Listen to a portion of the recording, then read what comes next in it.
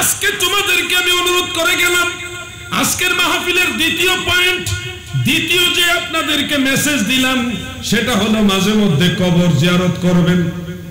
মুরব্বীরা, যুবকরা এবং মহিলারা যদি সুযোগ হয় করবে, না হলে করবে না, কিন্তু চেষ্টা করবেন। সুযোগ তো নিশ্চয়ই, গ্রামের কবরগুলো তো সুযোগ আছে, এগুলি করবেন, কবর জিয়ারত করবেন।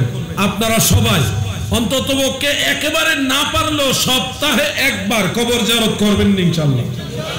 সবাই বলেন ইনশাআল্লাহ, সবাই বলেন ইনশাআল্লাহ।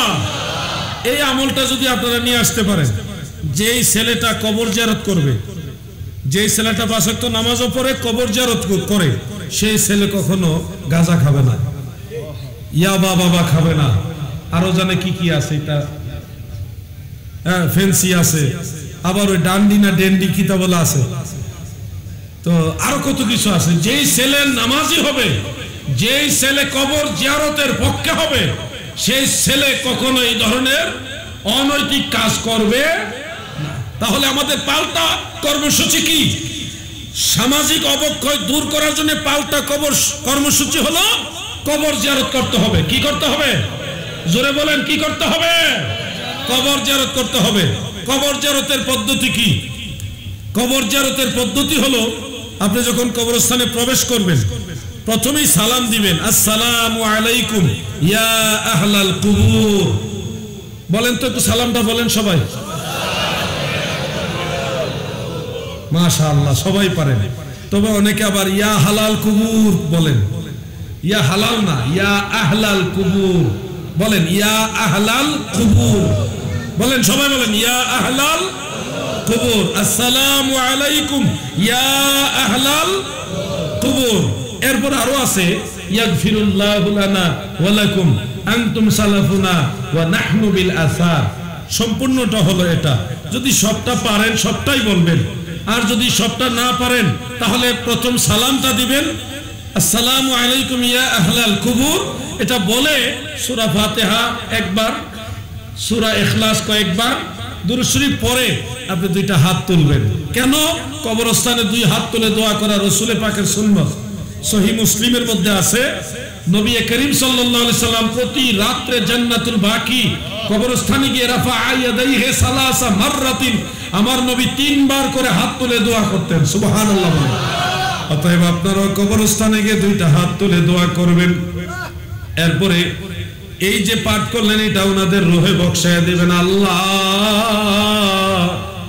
আমি যা পাঠ করলাম ভুল ত্রুটি মাফ করে কবুল করে মদিনাওয়ালা থেকে শুরু করে সব নবী রাসূল আউলিয়া কেরামের উপরে দিয়ে এই মৃত ব্যক্তি যার জিয়ারত বা যাদের জিয়ারত করছেন তাদের রূহে এটা পৌঁছে দিবেন, বক্সায় দিবেন। এরপরে তাদের জন্য মাফ চাইবেন, আল্লাহ তাদের জন্য ক্ষমা চাইলাম, আপনি তাদেরকে ক্ষমা করুন। আল্লাহ আমাকেও ক্ষমা করুন, আমাদেরকেও ক্ষমা করুন। এটুকু পারবেন না? এই যুবকরা এদিকে তাকাও ভাই, ওয়াস মনোযোগ দিয়ে শোনো। কবরস্থানে গিয়ে প্রথমে কি করবেন? সালাম বলেন, কি সালাম দিবেন। তারপরে দাঁড়াবেন, কাছাকাছি গিয়ে দাঁড়াবেন। সূরা ফাতিহা, সূরা ইখলাস। সূরা ফাতিহা পারেন তো সবাই? সূরা ইখলাস, কুল হুয়াল্লাহ সূরা পারেন সবাই?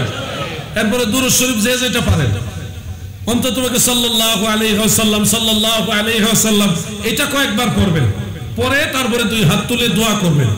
দোয়া করার সময় যদি একেবারে সিরিয়াল বা সিরিয়াল না পারেন, আপনি চট্টগ্রামের ভাষায়, বোয়ালখালীর ভাষায় বলবেন, আল্লাহ আমি যা পড়লাম এটা আপনি দয়া করে কবুল করেন। এটা বলতে পারবেন না? আপনি চট্টগ্রামের ভাষায় বলেন তো এটা। আল্লাহ আই যা কিছু তেলাওয়াত করলাম ইন কবুল করো, নাকি? আমি তো পারি না ভাষা। এমনি বলবেন, আল্লাহ সব ভাষার স্রষ্টা, আপনার মায়ের ভাষায় আপনি বলবেন, আল্লাহ আমি যা পড়লাম আপনি দয়া করে তা কবুল করেন। এরপরে দয়াল নবীজি রওজা মুবারকে পৌঁছায় দেন। যাদের জিয়ারত করছেন তাদের রূহেও পৌঁছায় দেওয়ার জন্য আল্লাহর কাছে বলবেন, আল্লাহ আমি যা পড়লাম এটার সওয়াব অমুক অমুকের রূহে আপনি পৌঁছায় দেন। পারবেন না এটা বলতে? এই সাইডের বাইরে কথা বলেন, পারবেন না ইনশাআল্লাহ? এরপরে মুনাজাত শেষ, লা ইলাহা ইল্লাল্লাহ মুহাম্মাদুর রাসূলুল্লাহ, শেষ। এই কাজটা যদি আপনি রেগুলার করতে পারেন, আমার বিশ্বাস আমার দৃঢ় বিশ্বাস আমার যুবক বারা মুরব্বী বাবারা যারা এই কাজটা রেগুলার করবেন তারা আর কখনো মদ জুয়া বা কোন ধরনের সুদ ঘুষ বা হারাম এগুলির দিকে যেতে পারবে না, কারণ তার মন বাধা দিবে, তার হৃদয় বাধা দিবে যে আমি ওটা যেতে পারি না।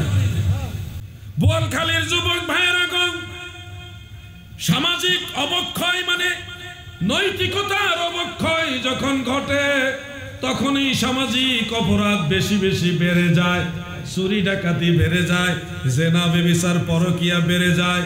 কখন বেড়ে যায়? যখন মানুষের মধ্যে নৈতিকতার অবক্ষয় ঘটে। নৈতিকতার অবক্ষয় যখন ঘটে মানে এটা কখন ঘটে? যখন আমার আল্লাহর ভয় অন্তর থেকে চলে যায়, আখিরাতের কথা মনে থাকে না, তখনই মানুষের নৈতিকতার অবক্ষয় ঘটে। এই জন্য আপনাদেরকে পাল্টা কর্মসূচি শিক্ষা দিয়ে যাচ্ছি, যেটা আপনারা জানেন, অনেকে আমল করেন। সামগ্রিকভাবে সবাইকে বলে যাচ্ছি, এইভাবে যদি আমল করতে পারেন, আমার আল্লাহ দয়া করে আপনাকে ওয়াকুনু মা'আস সাদিকিন সত্যবাদী বান্দাদের কাতারে মধ্যে শামিল করে দিবে।